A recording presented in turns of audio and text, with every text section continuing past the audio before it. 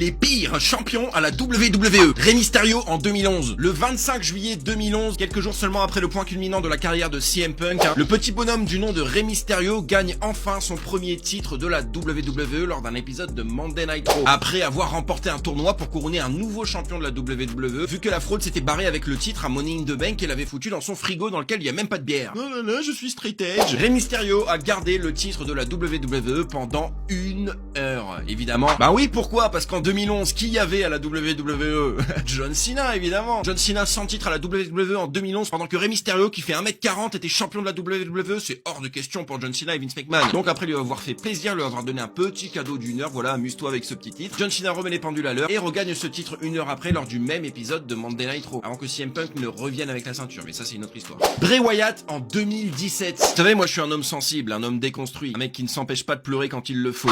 Et vous connaissez mon amour pour Bray Wyatt, paix à son âme. En 2017, quand il a remporté le titre à Elimination Chamber, j'ai chialé toutes les larmes de mon corps. Je pense que c'est l'un de mes moments préférés dans l'histoire de la WWE. J'ai chialé toutes les larmes de mon cul, c'était enfin la consécration pour lui. Et bien on est vite redescendu sur terre, l'émotion n'a été que de courte durée. Puisque 2 mois après, il perd le titre contre Randy Orton dans un horrible match à WrestleMania. On parle souvent de John Cena en termes de destruction de carrière, mais Randy Orton n'est pas si mal. En plus, l'histoire entre Wyatt et Orton s'est répétée 4 ans après à WrestleMania, quand Orton a encore battu Bray Wyatt. Vince McMahon a décidé que chier sur Bray Wyatt une fois, c'était pas suffisant. Il fallait le faire 2 fois pour être bien sûr qu'il soit plein de merde. Big E en 2021. En 2021, Big E cash in sa manette Money in the Bank contre Bobby Lashley pour créer un formidable feel-good moment 2 ans après son partenaire du New Day, son pote à la compote, Kofi Kingston. Malheureusement, comme Kofi Kingston, le règne de Big E en tant que champion de la WWE n'était pas ouf. 4 défenses de titre avant de se faire pin sa grosse gueule par Brock Lesnar lors du PLE Day One. Vous vous souvenez de Day One? Moi non plus. Brock Lesnar qui avait déjà battu Kofi Kingston 2 ans auparavant. Décidément, Brock Lesnar, c'est la bête noire des catcheurs noirs, malheureusement. Si vous avez d'autres idées d'horribles champions de la WWE ou champions World Heavyweight, ça marche aussi. Je suis un mec assez tolérant. N'hésitez pas à m'en faire part dans les commentaires. N'hésitez pas à vous abonner, à liker, à partager cette vidéo et à me rejoindre sur tous mes autres réseaux sociaux.